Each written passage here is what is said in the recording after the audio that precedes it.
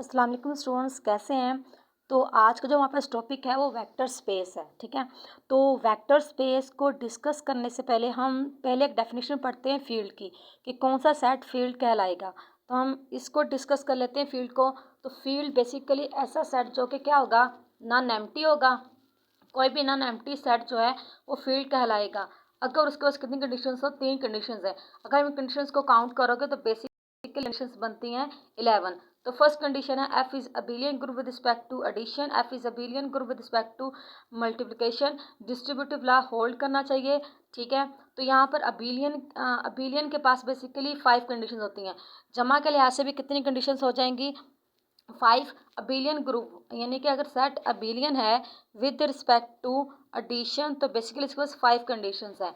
Abelian कौन सा group होता है एडिशन के लिहाज से, कि वो क्लोज भी हो जमा के लिहाज से, एसोसिएटिव भी हो जमा के लिहाज से, जमा के लिहाज से उसके पास आइडेंटिटी भी हो और हर एलिमेंट का इन्वर्स भी एग्जिस्ट करता हो, और ग्रुप जो है वो कम्यूटेटिव भी हो। ठीक है, वो जो सेट हो क्या हो, कम्यूटेटिव भी हो, तब जाके वो क्या कहलाएगा, ग्रुप अबिलियन कहलाएगा। इसी तरह ग्रुप जो है वो ज़रब के लिहाज से भी अबिलियन होना चाहिए। यहाँ पे जो डॉट है ये मल्टीप्लिकेशन के लिए। ठीक है, थर्ड प्रॉपर्टी है डिस्ट्रीब्यूटिव लॉ। डिस्ट्रीब्यूटिव लॉ क्या होता है, ए यानी कि डिस्ट्रीब्यूट हो रहा है, ए डिस्ट्रीब्यूट होगा बी के साथ और सी के साथ, और यहाँ पर सी डिस्ट्रीब्यूट हो रहा है सेकंड कंडीशन में, सी डिस्ट्रीब्यूट हो रहा है बी के साथ भी और ए के साथ भी। यहाँ पर फर्स्ट कंडीशन में जब जब ए डिस्ट्रीब्यूट हो रहा है बी से, कहाँ से डिस्ट्रीब्यूट हो रहा है, लेफ्ट से, इसलिए लेफ्ट डिस्ट्रीब्यूट हो रहा है। और सेकंड कंडीशन में राइट डिस्ट्रीब्यूट हो रहा है।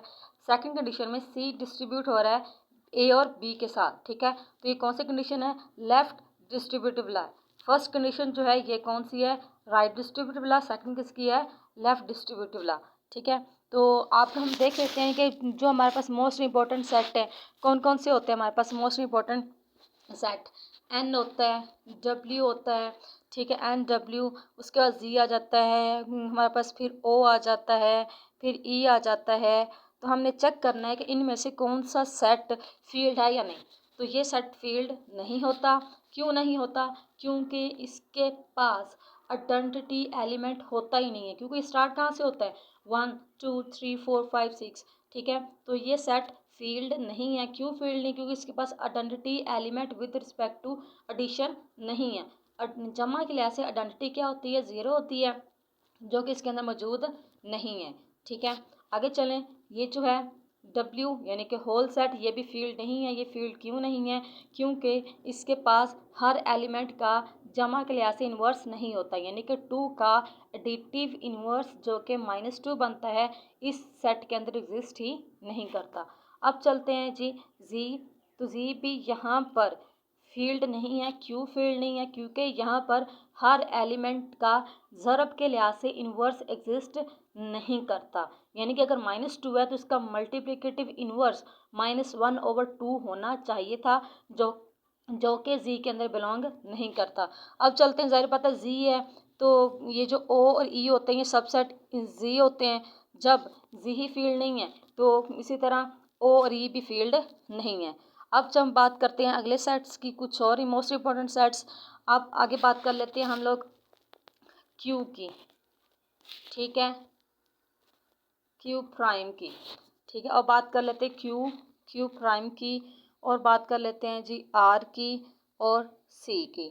अब बात चलते हैं क्यू फील्ड है। ठीक है, क्यू फील्ड होता है क्योंकि क्यू जो होता है अबिलियन ग्रुप होता है जमा के लिहाज से भी, और बिलियन ग्रुप होता है ज़रब के लिहाज से, इसके अंदर डिस्ट्रीब्यूटिव लॉ होल्ड करता है। अब बात करते हैं क्यू प्राइम की। तो जो क्यू प्राइम होता है बेसिकली ये जो है ना, यहाँ पर इसके अंदर जो ज़रब की है। ठीक है, यानी कि यहाँ पर जो आइडेंटिटी ही लाई नहीं करती, क्योंकि जो 0 है वो हमारे पास मौजूद ही नहीं है क्यू प्राइम के अंदर। ठीक है, तो 0 क्या होती है, जमा के लिहाज से आइडेंटिटी होती है, वो तो इस क्यू प्राइम के अंदर है ही नहीं, तो ये कैसे फील्ड हो सकता है, ये इसलिए फील्ड नहीं है। आर आर फील्ड है। ठीक है, आर के अंदर बस हमने ये माइनस करना होता है 0। ठीक है, आर बी फील्ड है, आर बी फील्ड है। बेसिकली अगर हम r/0 यानी कि आर में से 0 निकाल दें ज़रब के लिहाज से, क्योंकि ज़रब के लिहाज से 0 का मल्टीप्लिकेटिव इन्वर्स क्या होता है, 1/0। ठीक है, 0 का मल्टीप्लिकेटिव इन्वर्स क्या होता है, 1/0। 0, 1/0 होता है जो कि आर के अंदर क्या कि पूरी ही मैथ में एग्जिस्ट ही नहीं करता। इसलिए जब हम आर को फील्ड बोलते हैं तो बेसिकली अकेला आर लिखा जाए, या फिर आप अकेला आर लिख दें, या फिर आर में से ये 0 माइनस करके लिख दें, तो ये क्या कहलाएगा, फील्ड कहलाएगा। लेकिन ज़्यादातर बुक्स में यही नोटेशंस मिलती है, ठीक है। तो अब बात करते हैं सी की। ज़ाहिर सी बात है सी लाजमी फील्ड होता है, इसके अंदर सारी प्रॉपर्टीज होल्ड करती हैं। ये जमा के लिहाज से एडिटिव ग्रुप भी है, जमा के लिहाज से ये अबेलियन ग्रुप भी है, ठीक है। अबेलियन ग्रुप जमा के लिहाज से भी है और ये ज़रब के लिहाज से ग्रुप है, ठीक है। यानी कौन सा ग्रुप है, ये अबेलियन ग्रुप है। तो यस, ठीक है, इसका मतलब आर तो हमारे पास आर भी फील्ड है और सी भी फील्ड है, ठीक है। तो इस थ्रू आउट पूरे चैप्टर्स में हम दो फील्ड्स लेकर चलेंगे, आर और सी। लेकिन मोस्ट इम्पॉर्टेंट जो हमारी बेस करेगी सारी कैलकुलस या फिर ये हमारी आगे जो हम डिस्कस करेंगे वो जस्ट इस फील्ड को लेके चलेंगे, आर को, ठीक है।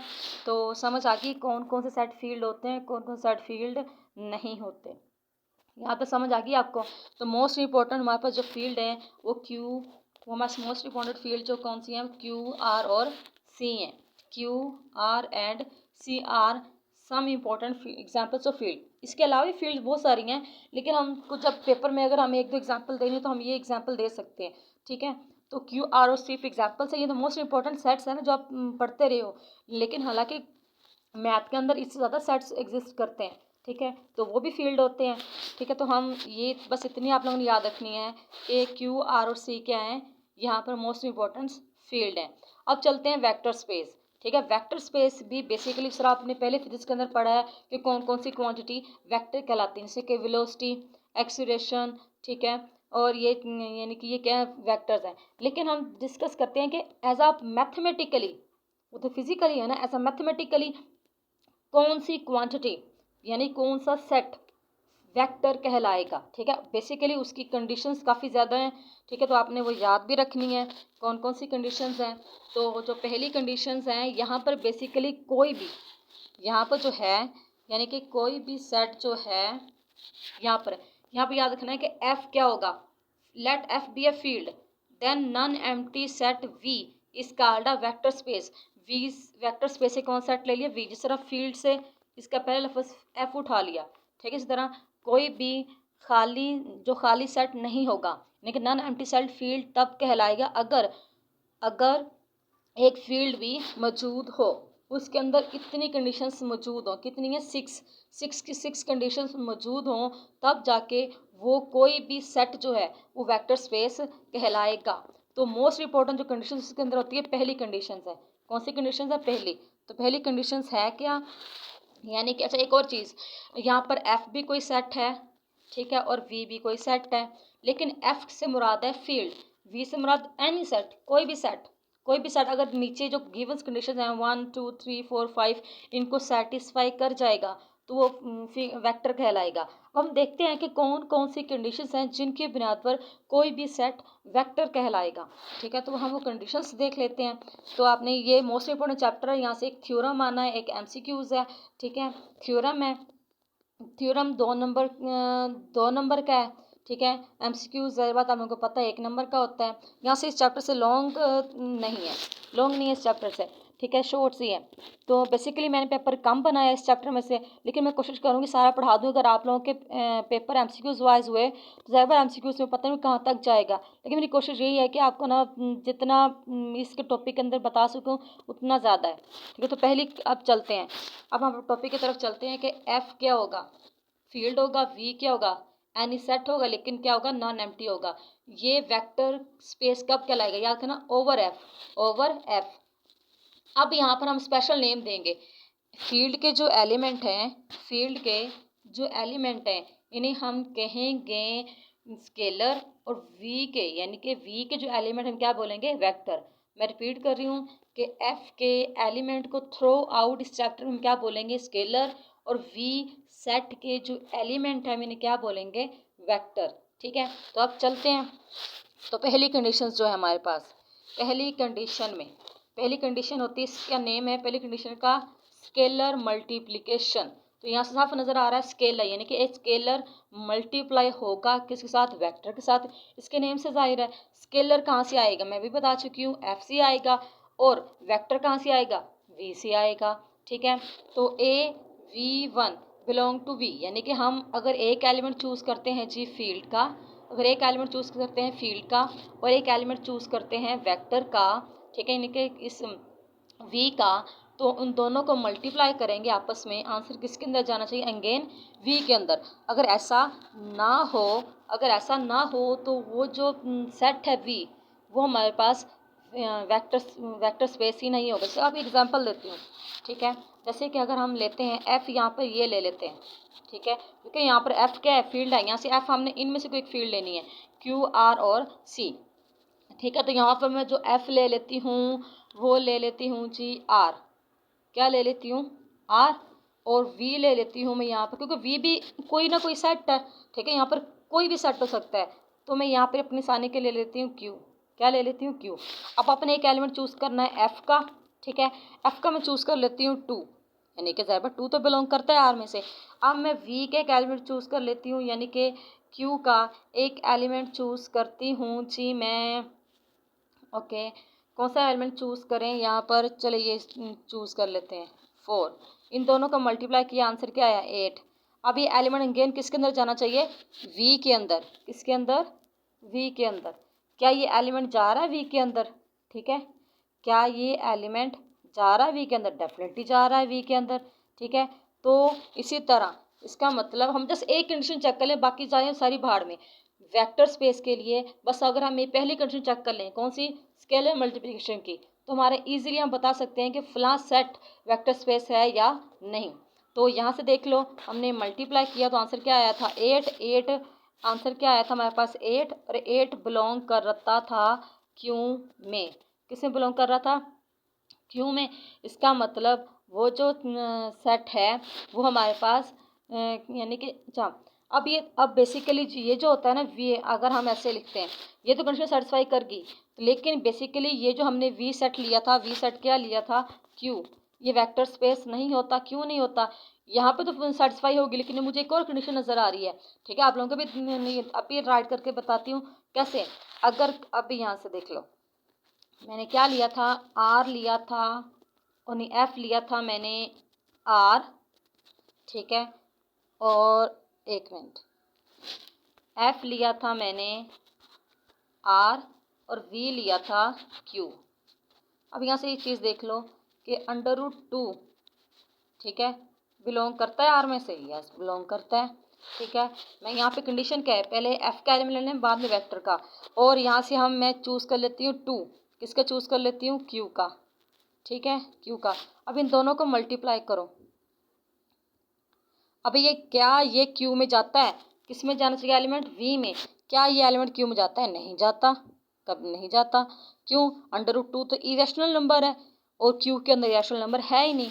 तो इसका मतलब वे ये जो सेट है V is equal to Q, हमने एफ का नहीं बताना, एफ वेक्टर स्पेस है या नहीं, हमने वी का बताना है कि वेक्टर स्पेस है या नहीं।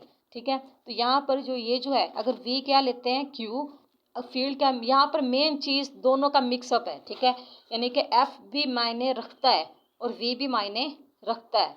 ठीक है, यहाँ पर यानी कि एफ और वी, अगर एफ हमारे पास क्या हो, आर हो, वी क्या हो, क्यू, तो ये सेट हमारे पास फील्ड नहीं, ओ वेक्टर स्पेस नहीं। अगर मैं इसे इंटरचेंज कर दूँ, क्या कर दूँ, इंटरचेंज, अगर मैं इसे क्या कर दूँ, इंटरचेंज कर दूँ, क्या इंटरचेंज कर दूँ, अगर मैं फील्ड ले लूँ क्यू, फील्ड क्या ले लूँ, क्यू, और वी क्या ले लूँ, आर, वी क्या ले लूँ, आर।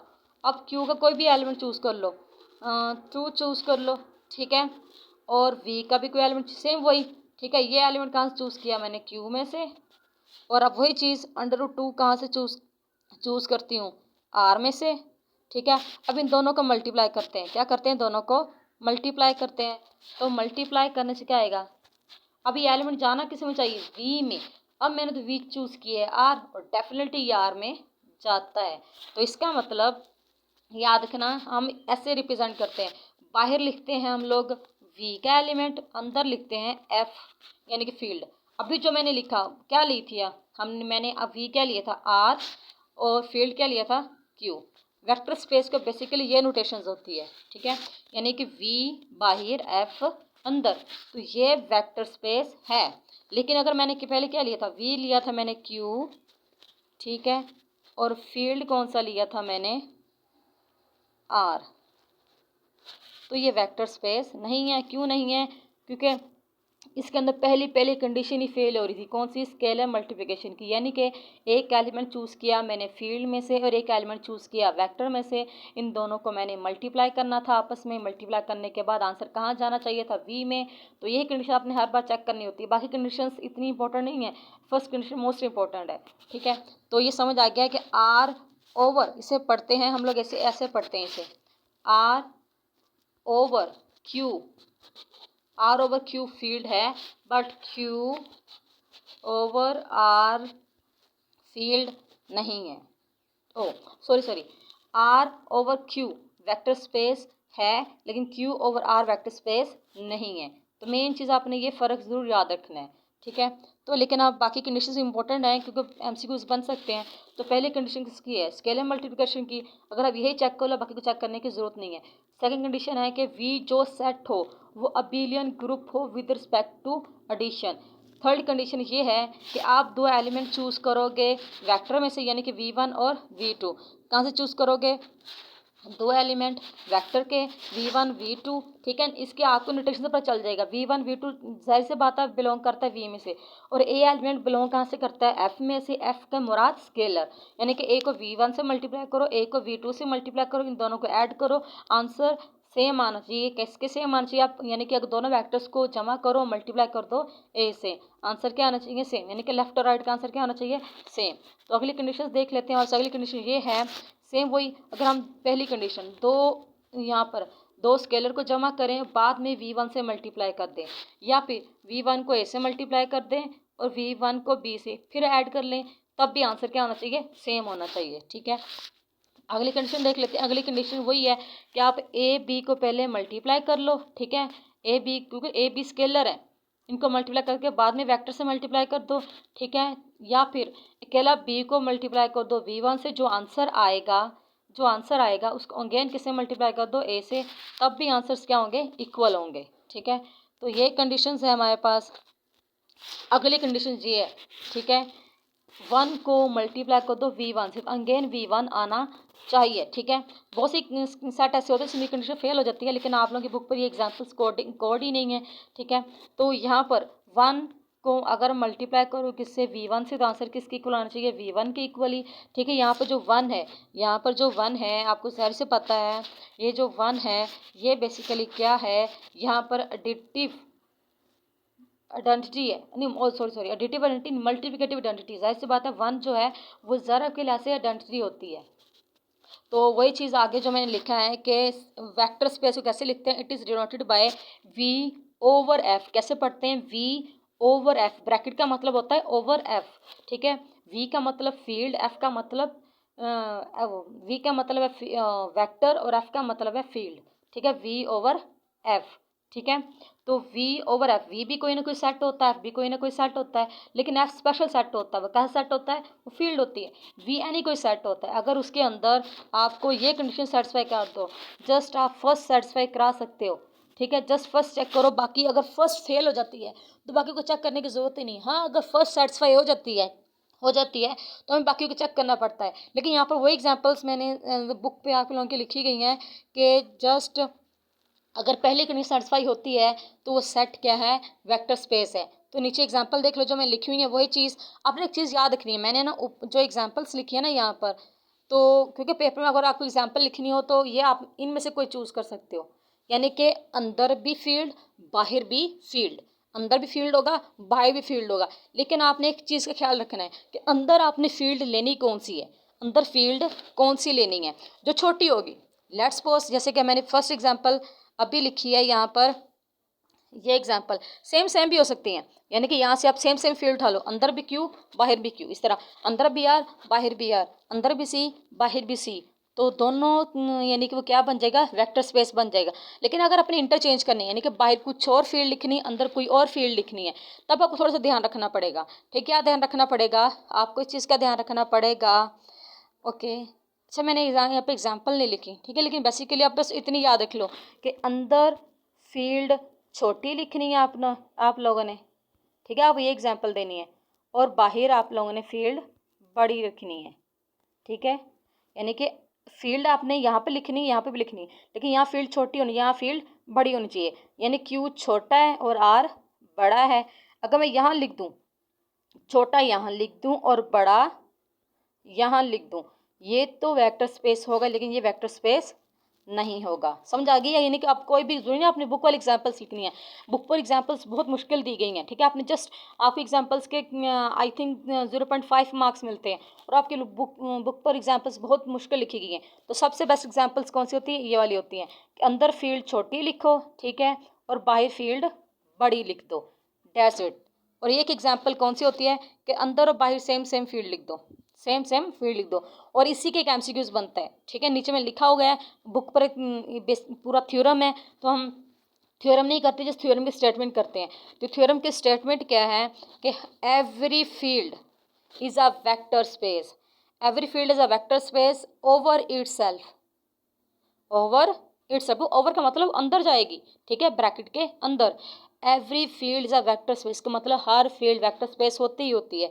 ये आप चेक भी कर सकते हैं, जो मैंने एग्जांपल्स लिखी है ना, ये जो मैंने एग्जांपल्स लिखी हैं ये वाली, कि हर फील्ड वेक्टर स्पेस होती ही होती है, ठीक है। यहाँ तक काफ़ी है। यहाँ से यहाँ तक एक एमसीक्यूज़ है, वो एमसीक्यूज़ ये है कि every field is a vector space over itself, ठीक है। यहाँ तक समझ आ गई है। तो हम नेक्स्ट से अगले स्टार्ट करेंगे। कुछ एग्जांपल्स वो लिखी गई हैं यहाँ पर 2-3 पेज, जो आप लोगों की बुक पे एग्जांपल्स दी गई हैं, ठीक है। यानी कि अगर पेपर आप लोगों का एमसीक्यूज वाइज बनता है, तो यानी कि आप उन एग्जांपल्स को भी एक बार देख लो। वो एग्जांपल्स मुश्किल नहीं है, ठीक है, बस आपने याद रखना है कि कौन सा, यहाँ पे फील्ड यही रहेंगी, यहाँ पे फील्ड इस पूरे चैप्टर के अंदर यही फील्ड रहेंगी, क्यू आर और सी, या फिर कुछ एक और फील्ड लेता है, ठीक है। वो आपको मैं बता दूं कौन सी फील्ड लेता है। सेट, हाँ ये ज़रा बात है, वी जो है ये कोई भी सेट हो सकता है, क्योंकि मैं पहले बता चुकी हूँ मैथ के अंदर बेतहाशा सेट हैं जिनकी लिमिट्स नहीं है, ठीक है, बहुत ज़्यादा सेट्स हैं। तो हर बार वो मुख्तलिफ एग्जाम्पल्स उसमें लिखी गई हैं कि कौन सा सेट वी जो है वो वेक्टर स्पेस है। तो हम कल डिस्कस करेंगे उन एग्जांपल्स को, ठीक है, कौन कौन सी एग्जांपल्स हैं आप लोगों की बुक पर लिखी गई हैं, ठीक है। बेसिकली मैंने यहाँ तक ही एमसीक्यूज यहाँ से लेकर यहाँ तक ही एमसीक्यूज बनाया है, लेकिन अगर आप लोगों के पेपर एमसीक्यूज वाइज नहीं बनता या बाहर से बन के आता है कि चेंज करते हैं, तो इसके लिए मैं बताती जाऊंगी जो यहाँ से जिस दिन टॉपिक में से मैंने पेपर बनाया, ठीक है। तो वो यानी कि आप उनको याद रखिएगा, लेकिन आपने बाकी चीज़ें भी याद रखनी है, क्योंकि हो सकता है पेपर आप लोगों का एमसीक्यूज वाइज हो, क्योंकि लॉकडाउन का पता नहीं कब तक जाएगा, ठीक है। तो आपने इस तरह इन सब चीज़ों को याद रखना है, ठीक है। तो बाकी एग्जांपल्स भी आप लोगों को मैं बताती जाऊंगी, जस्ट आपने रखना क्या याद है कि वी कौन सा होगा और एफ कौन सा होगा, वो वेक्टर स्पेस है, और कैसी वी होगा कैसा एफ होगा कि वेक्टर स्पेस नहीं होगी, ठीक है। बेसिकली आपने यही चीज़ याद रखनी है। तो ठीक है, ओके, अल्लाह हाफिज़। कल से हम लोग नेक्स्ट इसके जो अगले एग्जांपल्स यहाँ से स्टार्ट करेंगे 1 2 3, ठीक है। जैसे आपको एग्जांपल बताती जाऊंगी, वी ऐसा होगा, एफ ऐसा होगा तो वेक्टर स्पेस होगा, अदरवाइज वो वेक्टर स्पेस नहीं होगा, ठीक है।